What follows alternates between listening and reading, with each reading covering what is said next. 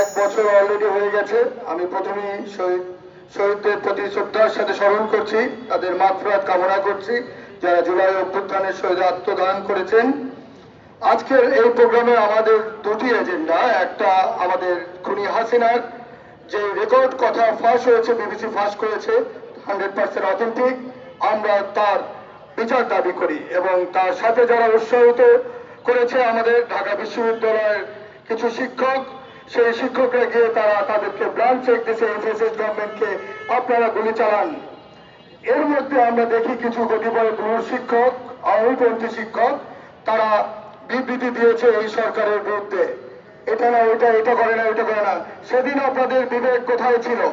যেদিন আমাদের সন্তানদের গায়ে হাত তুলেছিল, অত্যাচার করেছিল, মার্ডার করেছিল, তখন তো আপনারা কোনো বিবৃতি দেন নাই, তখন তো তাদের পক্ষে আপনারা দাঁড়ান নাই।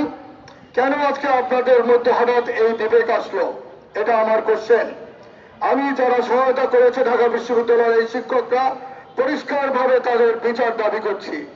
এখানে কোনো হাইড এন্ড সিক নাই। তারা গণভবনে গেছে, ভিডিও ফুটেজ আছে, ইলেকট্রনিক প্রিন্ট মিডিয়ার সবকিছুই আছে। সেগুলোর বেসিসে আমি আমার প্রশাসনকে এবং আমাদের বাংলাদেশ সরকার স্বরাষ্ট্র মন্ত্রণালয়কে আমি জোর দাবি জানাচ্ছি এদের বিচার করার জন্য। আমি কথা বাড়াবো না, সবার বক্তব্য সবকিছু চলে এসেছে।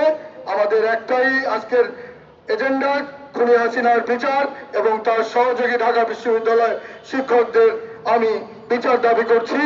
এবং আমরা সবাই ইউনাইটেড থাকবো দেশের স্বার্থে। সবাইকে এক থাকতে হবে। এই মুহূর্তে তারা ফ্যাসিস্টরা দেশের বাইরে থেকে দেশে বিশৃঙ্খলা করার সৃষ্টি করতেছে, আপনারা দেখছেন। আমরা অত্যন্ত চিন্তিত, অত্যন্ত উদ্বিগ্ন।